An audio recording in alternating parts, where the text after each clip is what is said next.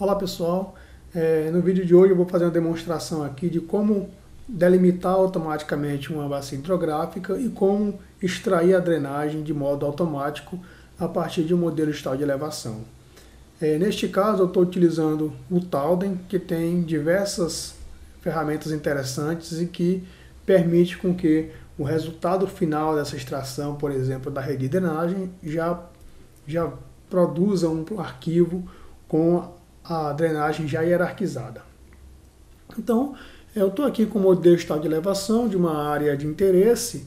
Eu estou com o objetivo de delimitar a bacia hidrográfica dessa região aqui, que eu consigo já visualizar ela aqui pelo modelo digital de elevação. Nesse caso, eu estou utilizando um dado SRTM.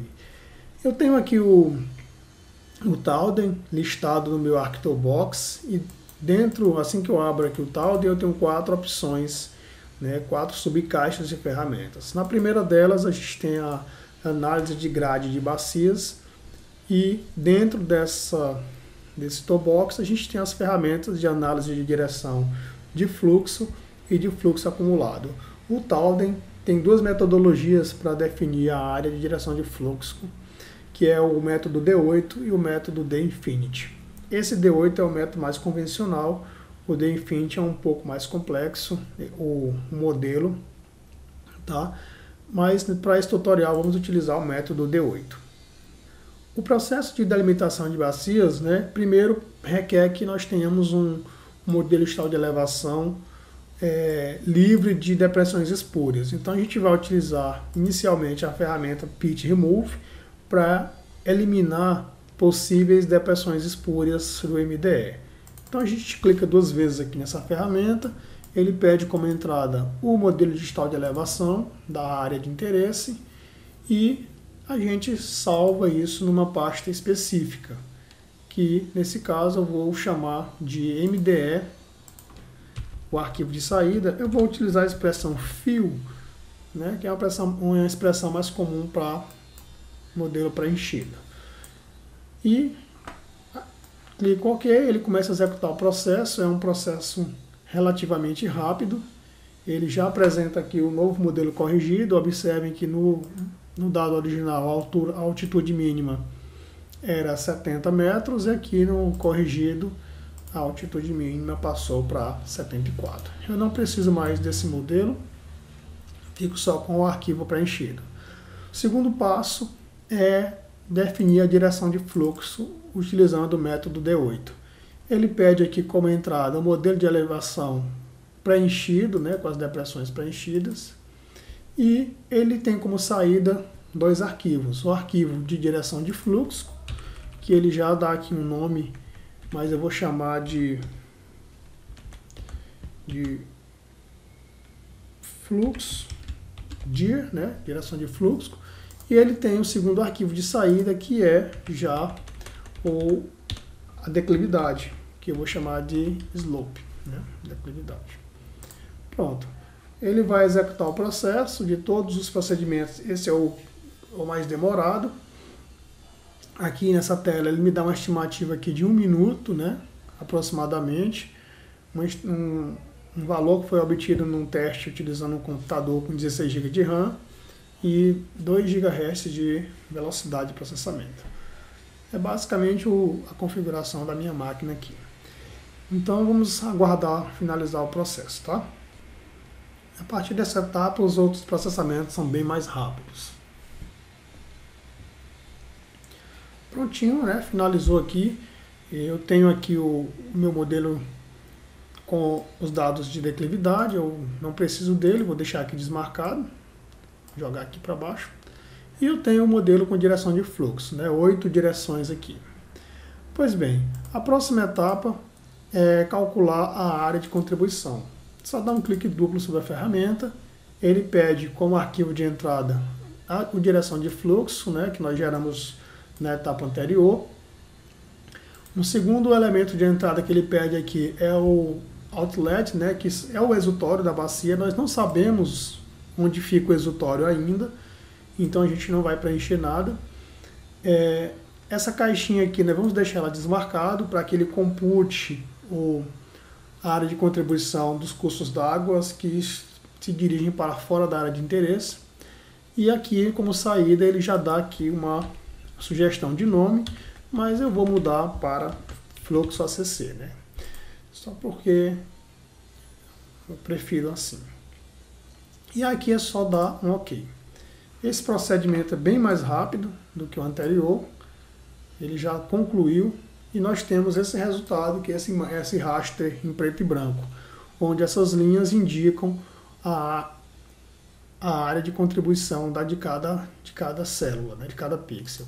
Se eu quiser melhorar a visualização, eu clico aqui com o botão direito em propriedades, vou em simbologia, e aqui onde a gente tem tipo de análise aqui, de histogrâmica, a gente coloca aqui em desvio padrão, só para que fique dessa forma.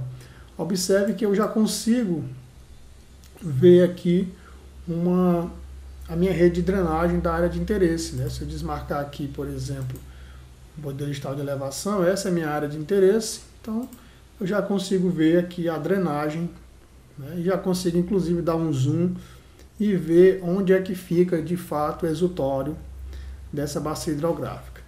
Então o que eu vou fazer? Eu vou pegar aqui eu vou criar um shapefile para marcar esse exutório, um shapefile de ponto.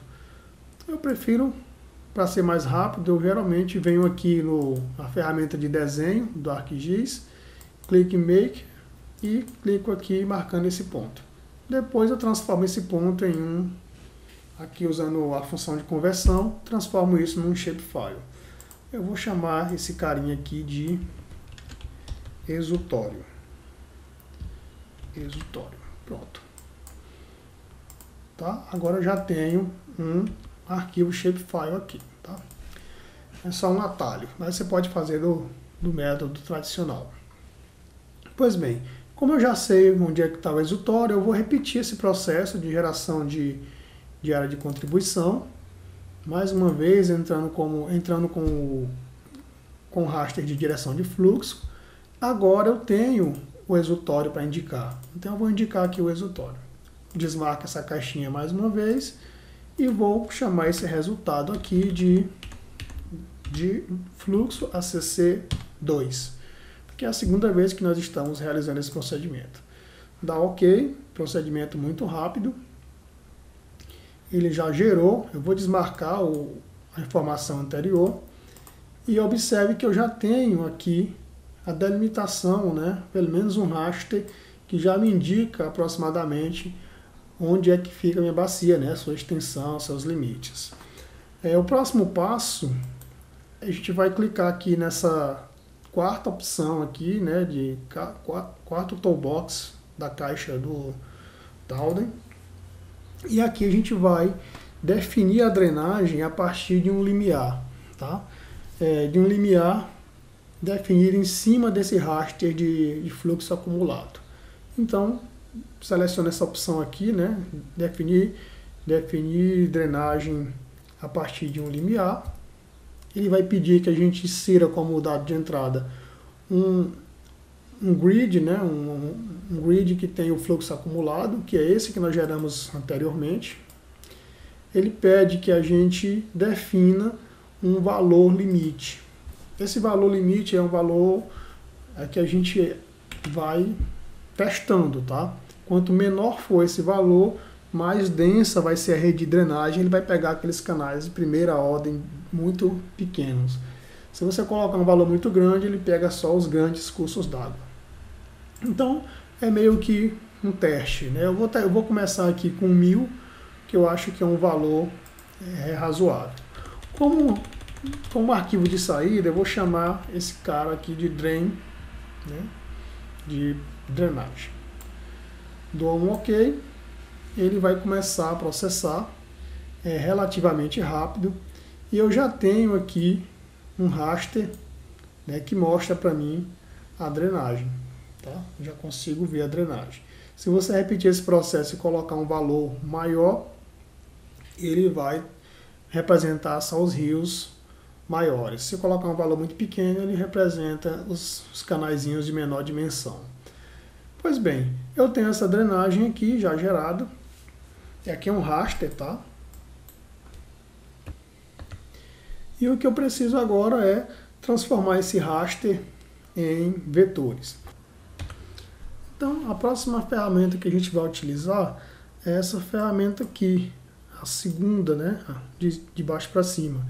E agora nós vamos usar todos esses arquivos que foram gerados na etapa anterior. Clicando aqui, ele pede como arquivo de entrada um modelo digital de elevação corrigido, que é o nosso MDF-Fill. Ele pede aqui o arquivo de direção de fluxo, eu vou indicar aqui a direção de fluxo. Ele pede o arquivo de drenagem, né, que é o fluxo acumulado 2, que foi o último que nós geramos. Ele pede a rede de drenagem também raster, que é essa que nós estamos vendo aqui ao fundo, que é drain, MDE drain. Observe que quando eu acessei a ferramenta, ele marcou algumas coisas aqui com um xizinho vermelho. Se eu tivesse adotado a nomenclatura que o software vai sugerindo, ele já teria reconhecido tudo, eu só precisaria dar OK, tá? Mas eu acho mais didático ir nomeando. Então, o que é que nós temos como saída aqui? Ele tem como saída, primeiro, uma drenagem, né, ordenada, né, uma rede de drenagem ordenada.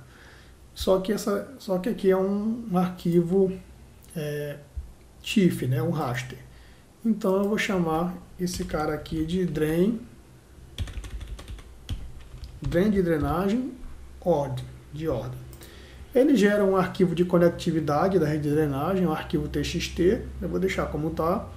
Ele gera também um arquivo TXT com as coordenadas dessa rede. E ele tem como saída aqui a própria drenagem, que eu vou chamar de drenagem. Essa drenagem aqui é em shapefile, né? E ele tem como saída as bacias hidrográficas, que eu vou chamar de micro. Eu vou chamar de microbacias.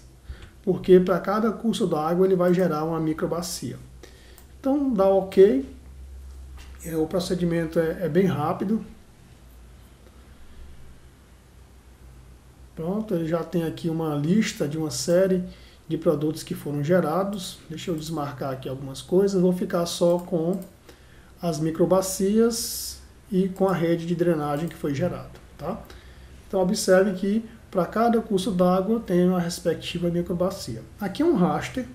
Eu vou transformar essas microbacias que está em raster, eu vou transformar para shapefile. Para isso eu vou utilizar essa ferramenta de baixo aqui, ó, a última, Stream Network Analyze, e aqui eu tenho o Watershed Grid. Então eu vou acessar aqui. Ele pede que eu insira como dado de entrada um grid, né, um raster da bacia hidrográfica, que eu chamei de micro, e como saída eu vou colocar lá na pasta de trabalho um arquivo também chamado microbacias. Dou OK, rapidamente ele faz essa conversão e agora eu tenho aqui as diversas microbacias para cada um desses cursos d'água.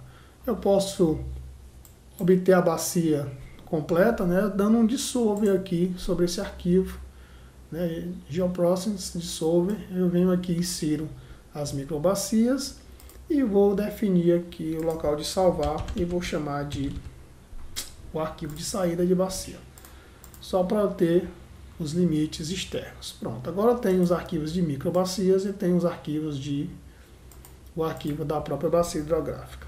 Eu vou aplicar aqui uma transparência e aqui está a rede de drenagem, né? O que é legal é que essa rede de drenagem ela já tá ordenada. Então, se eu acessar aqui a tabela de atributos, eu tenho várias informações que foram geradas, né?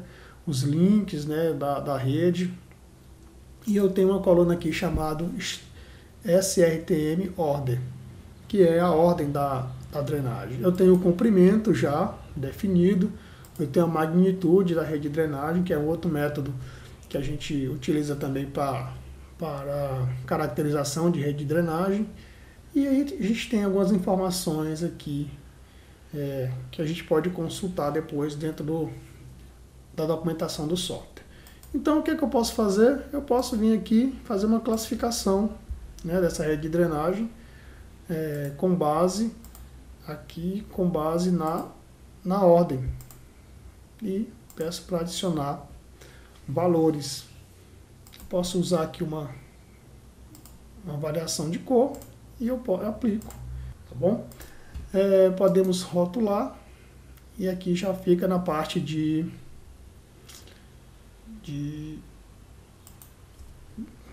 elaboração cartográfica, né?